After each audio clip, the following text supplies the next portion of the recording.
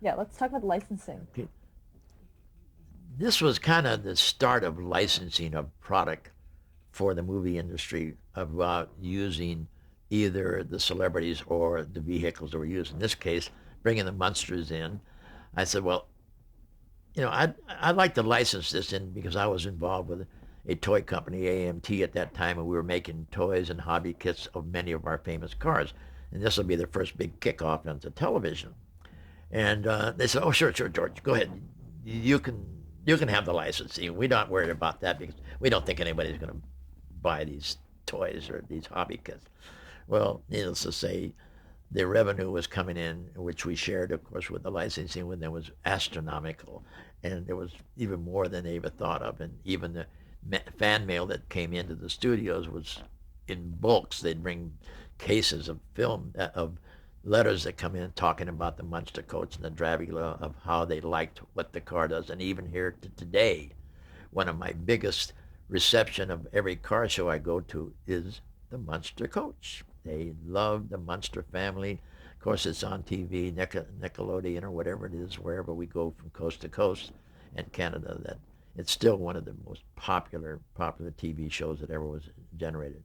Of course, the '60s became a whole big thing with television. That little small screen now that's in every household in the United States and Canada became an important factor for the film industry as well as us, because then we went into Batman. Batman followed the Munsters. We Actually, can we started. talk about Beverly Hillbillies first? I think that I was think was that before first. Batman? Yeah, it was. When was it? When was Beverly Hillbillies started? 62. 62. So actually, I did the Beverly Hillbillies before I did the thing, but it wasn't as strong as the. It didn't come on as strong as the Munsters did. But I'll tell you how we did the Beverly Hillbillies. Beverly Hillbillies started early '60s, and because it was about a family that come from the Ozarks that came to Beverly Hills and become millionaires, but they couldn't get used to the ways of being a millionaire, so they had to have a jalopy, a Ozark jalopy of their period into Beverly Hills, which is you're just not going to find it. So the only way I could find a Beverly Hillbilly jalopy is I'm driving down the 10 freeway, and I come next to this little town next to San Bernardino. It was, let's see, what was the name? Fremont, just outside of San Bernardino. As I'm going alongside the freeway, I noticed on to the left a feed store. And in that feed store was an old, cut up sedan.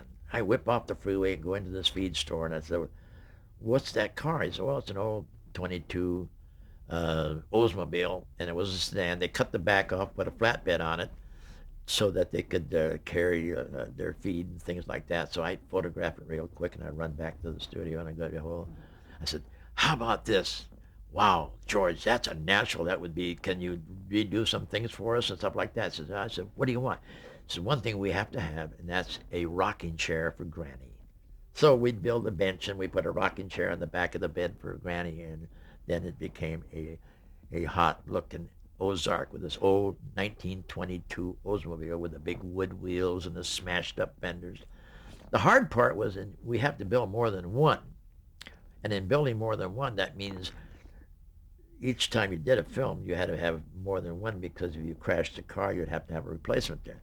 The hard part was that we had to replace that same dents in the fender in each one of these cars, so that we can make changes of from different scenes where they would put a kettle in the back, or we'd put different straps, or we'd put uh, honky tonk props and bed rails and things that they could change that could be normal for the script. But the car still had to remain and look the same. Of course, the show went on from there. Max Bear was really, he was a trip. He was so funny. A car guy, real great.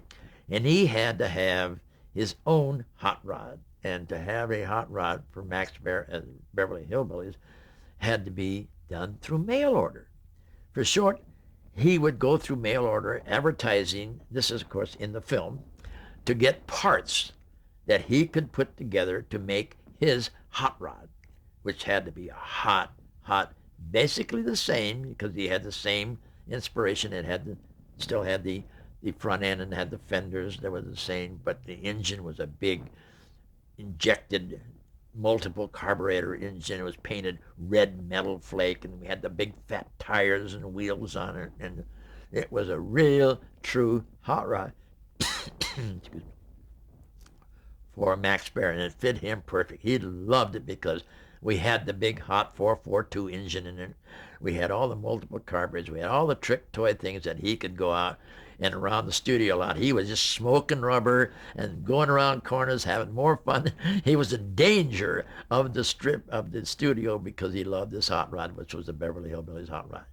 Now that show went from black and white to color. Did that matter for your business in terms of the color issues? No, no, going from black and white to color. It was a shame that the Munsters didn't come into color because it was such a dramatic color film with the makeup and the cars and all the gold and the spider webs and the things that we had in the cars. Would have been a lot better show if we could have made it into color. Of course, right after that, but the Beverly Hillbillies was color, wasn't it? Well, it started in black and white. Huh? It started in black and white. That's what I thought. I remember now. Yeah, I remember now. Were there colors that you couldn't use for television? It depends on the cameraman and the director on what they wanted. When we did Dick Tracy, they wanted the car to be cartoon. That means the car colors had to match what would be in the comic book.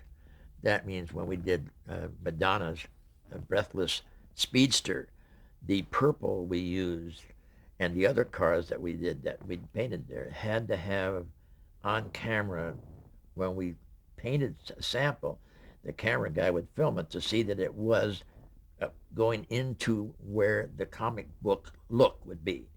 And that was a big factor with, who was the director of that? I forget now. Warren Beatty. Warren Beatty, that's right. And that's what Warren wanted. In the film, he wanted to be a part, because I know I worked with Warren, but I didn't know, I forget now that he was the director.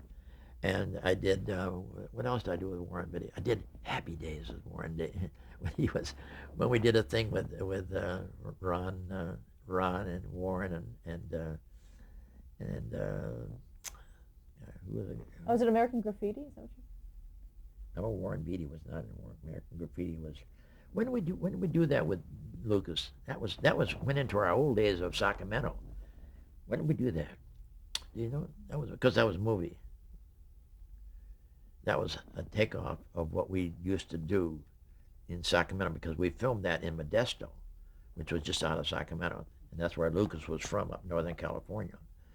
And we did that type of funny things on film that we actually did, such as going to the drive-ins and the police would chase us, but we had their rear end chained to a telephone pole so that when we took off, the cop car would take off and it'd pull the rear end out of it and everything. Lucas was great to work with. And then we had the Chop Mercury and the little Deuce Coupe that was authentic. All these were authentic cars that we would use at that period of time.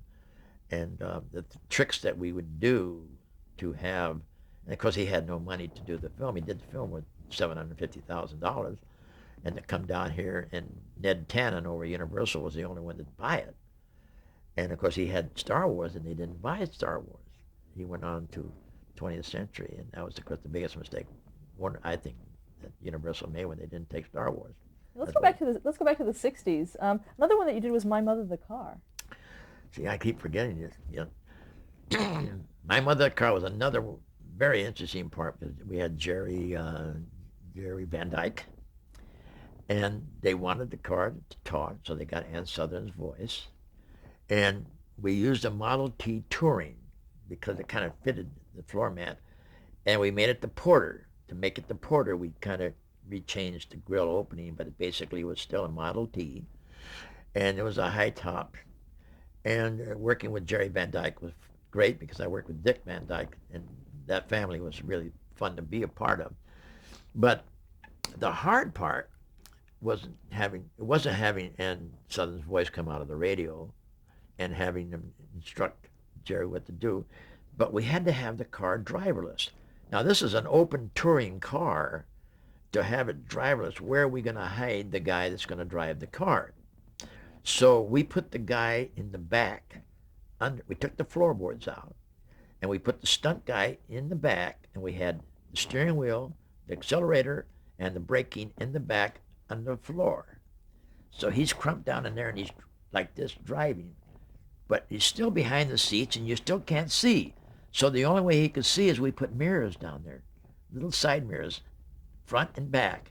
So when he drove, he looked in the mirrors back and forth so he could drive this way or back up that way because he couldn't see over the seats or come over, and that's what made it driverless, going to do that kind of stuff. So it made another unique thing that we had to do mechanically so that the car would be able to do things on TV or in the film industry that would make it driverless and more fun.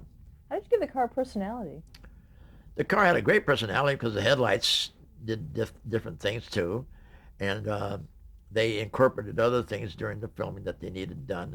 I don't remember all of it now. If I'd go over the script, I'd remember things that we had to do to make it what they wanted into the script and also under the direction, which was a lot of fun. Was the Porter a real car? Was there an actual? No, it's a Model T. It was a Model T Touring. The only thing that was Porter about it was the radiator. We made a radiator which had a more of a scooped opening, and that was what gave you that. It was a Porter and not a Model T, but the basic car was a Model T. Okay, let's go to Batman. How did that come about for you? Okay, Batman, of course, was the biggie of the 60 period, and following with the Munsters right away, in comes Dozier with a different type of script, but humorous, fun. It seemed like that whole decade. You notice I'm going from decades, going from the 40s to the 50s to the 60s. Everything seemed to revolve around decades. It seems that every 10 years, you start to think of, what are we going to do next? We've done everything we could think of in this decade, in the 40s. Well, what else can we do in the 50s? And well, something come up like street racing. Now comes the 60s. Now, what are we going to do in the 60s? Now comes up more and more inspirational television, because now we're in all the homes in the United States and Canada.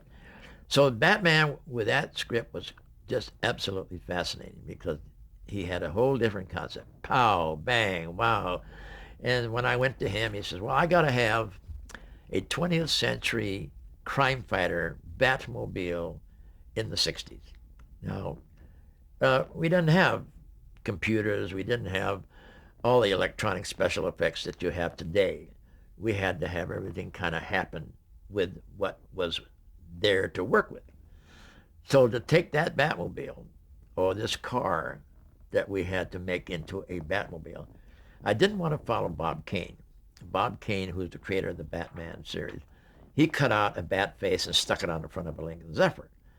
It wasn't dramatic. It wasn't creative. I said, I want to incorporate your bat features into the car. I don't want it to be a cutout. I want the ears to be part of the fenders. I want the headlights to become the eyes. I want the scoop that comes down and to be the nose piece that comes the chain slicer. I want the grill to be the mouth. In the mouth, we got gas nozzles. To make it even more funnier, I used sprinkler heads from your lawn sprinklers, and everybody walked up. But those are my sprinkling heads from my lawn. I said, but there are gas knobs. And then I had to incorporate, as the car went down, it became a 20-foot car. I made big, long, but aerodynamic bat fins. I didn't have fins way up in the air. It became more aerodynamic. And of course, being that it was a Batman and Robin, I had a double cockpit with plastic tunnels. And then we had rocket tubes coming out of the back, and the V projector went into a jet nozzle, which is supposed to simulate a jet engine, which we didn't have. And the sides had opening wheel wells. But I had to build this car on a time period. That means they said, George, you got 3 weeks. I said, well, I don't have a basic car, and I don't want to hand build a car. So I had a concept car from Ford, because I was touring for Ford Custom Car Caravan. And all of their concept car. A concept car is a experimental car that the motor car companies would build to take out to car shows to tell people, this is what we could have or we couldn't have. Do you like this? Do you like that? So Iacocca would send these cars out to me from Ford, and I would use them for the film. So I had this car sitting there that we used with Debbie Reynolds and Glenn Ford with something with a kiss. What was that? God, Debbie Reynolds, something with a kiss. We can find that later. Yeah. Anyhow, I did the film with Debbie Reynolds and Glenn Ford, and it was a movie about a kiss, and this was a red car that was very aerodynamic, very futuristic. So I had that basic body. I said, okay, I can change this body real quick for the 3-week scheduled time to make it a Batmobile. And we did meet the schedule. I did put all the little trick things in it, but the only thing I couldn't do is I couldn't put the paint on it because we didn't have the time. We worked all night, and we went out there, and we only had one car. And I said, okay, we only got one car. I can't take a chance. I can't have any. We had to go up to Bronson Bat Cave, and shots coming out of the Bat Cave. And I said, I called Mickey Thompson, who was a big racing guy at that time. I said, Mickey, I got to have some tires that's not going to blow out. He says, well, George, I'll give you my Indy tires. I said, okay, great. I put my Indianapolis racing tires on this car, and we went into the Bat Cave. Boom, we blast out the cave. And great, first shot. Okay, next take. Boom, blast out the Bat Cave. Boom, we blow a tire. I said, oh, my God. I said, needless to think that I got a 6,000-pound car, and Mickey Thompson's race cars are 1,500 pounds. They don't want tires that's going to compensate for 6,000 pounds. So I have to run down to the local Goodrich Tire Company store and buy some tires, run up there, jack up, put the tires on. We were incorporating all these funny things onto this car that was to perform and do according to what we could have it do for the script, for the thing, the pow, the bang, the wow. With Adam and Bert, we had the doors locked. They'd jump into the car. And we had anti-theft control. We had anti-smoke control. We had basic little film, television scoops. We had all kinds of little trick things that were incorporated into the car to be a 20th century crime fighter in the 60s that would do tricks of its own. It had to do it all by itself. We had the gas nozzle with the sprinkling heads. We had a chain slasher that would cut the chain. We had, when Gorshin the Riddler would come chasing him, we had nails that come out of the back and blow out his tires. And when Cesar Romero would come through there, he was chasing him. We'd had oil comes out, and he would skid him out. So we would do all kinds of tricks like that, which was so funny and humorous. Everybody you could think of wanted cameos. We had Sammy Davis when we were doing the scene with him where he's climbing the wall, and I'm laughing because we're at the set, and the wall is what? This way. Well, the Rat Pack comes in, and they're cracking up laughing at Sammy, supposedly crawling the wall vertically, and he's really horizontal. And they're laughing at him and making jokes at him. And of course, Sammy is trying to cut this wall, and he can't cut this wall because Frank or Dean would come to it.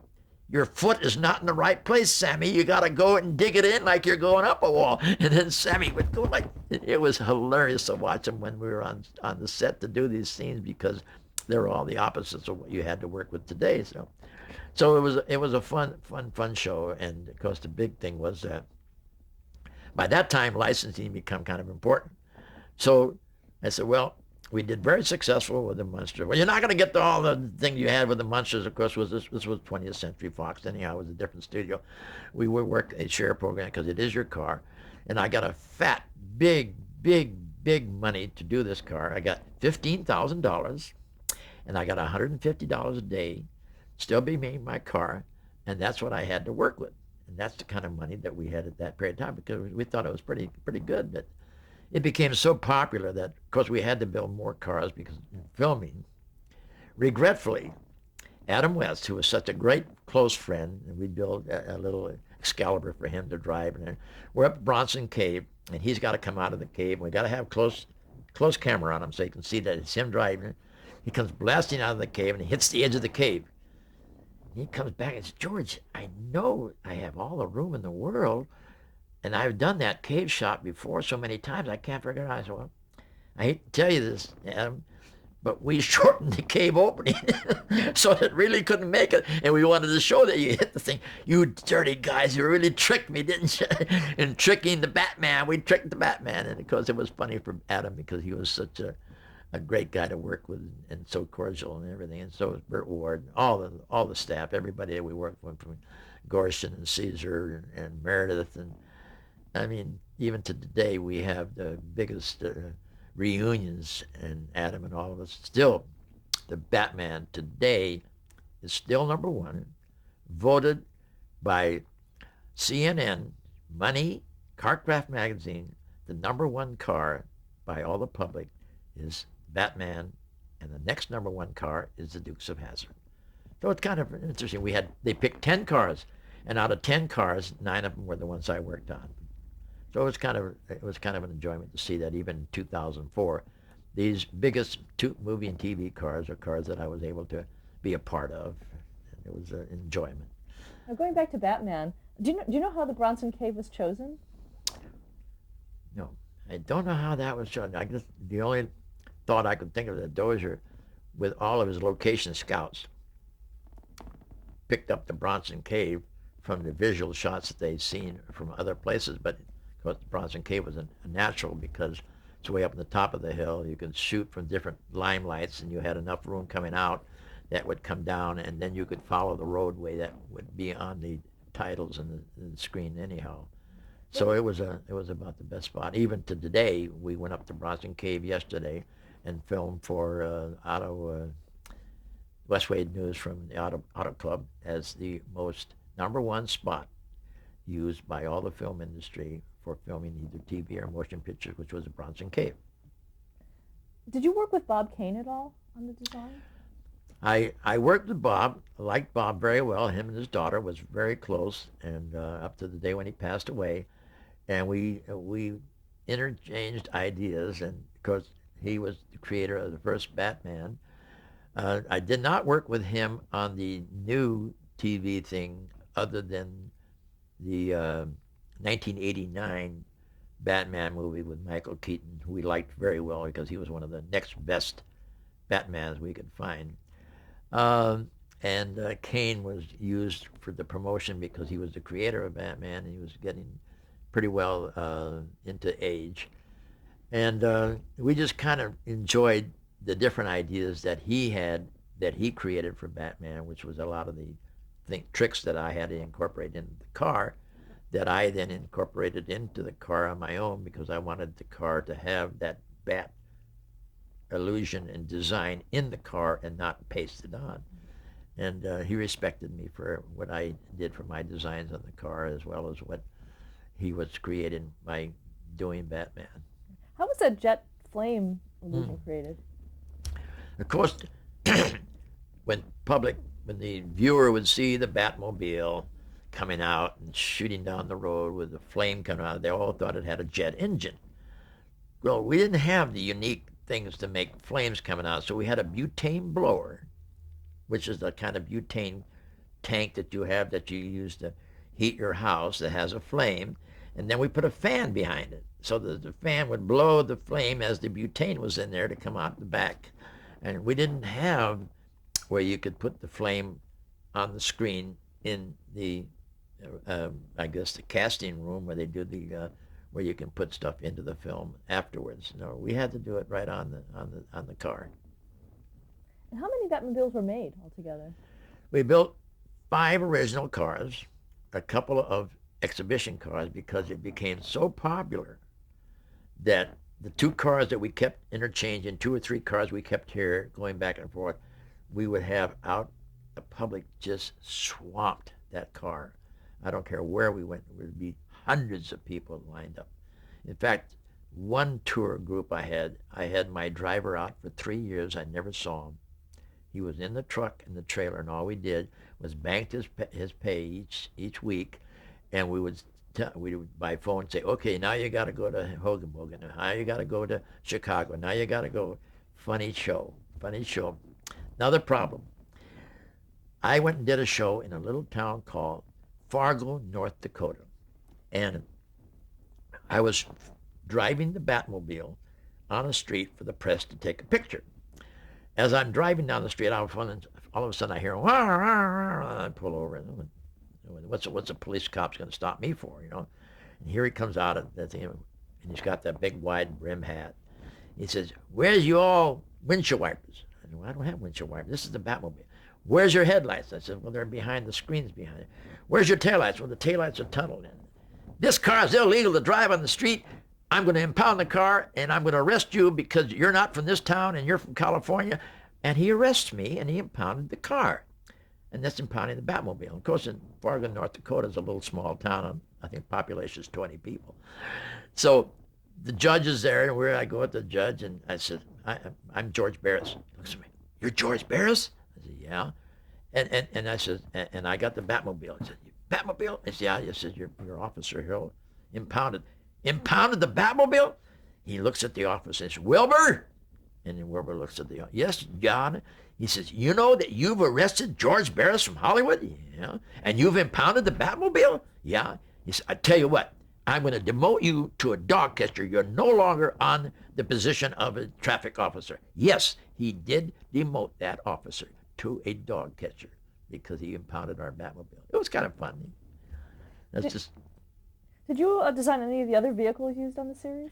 Yes, I designed the Bat boat, which we made off of a Gladstone. Was that your first boat that you did? That was the first boat. Yeah, that was the first boat. Yeah, basically it was just putting fins and stuff on it. The Batcopter was really just props. It was paste-ons because it was something that they had to take back off and they couldn't fly with anyhow to a certain point. The Batcycle, yeah, I worked that with my colleagues. I had a staff we worked with that we had to have the Batcycle. We had to use a Yamaha, a 250, and we put the Bat looks on it. But the unique part about it, we had to have something for Robin. So we had a little go-kart that we built on the sidecar that Robin, which Burt Ward was able to, and he scooted off with. So again, we had the combination of the Batcycle with the little go-kart that Robin rode, and it had the same features, had the fins, and it was a unique piece too. Did you work on the films as well? The later films? On that film, you? No, the later films for Batman. The only thing I did on the later film in '89, the Batmobile, Batman, of course, was filmed in England. The car was built in England, designed, but it was kind of a little bit out of proportion because it was too wide to drive in the street. We had to shrink it in a little bit, and we would repaint it and change it and make colors, paint it and stuff like that. But the basic design was still there, but we reformed things so that it would become legal to move on big trailers with Warner Brothers, because that was in the times when Warner Brothers took off. But funny scene, another scene that was kind of funny. Michael Keaton was a great guy. We had a lot of fun with Michael. So I brought my TV Batmobile on the lot when we were shooting out at Warner Brothers, and I went to his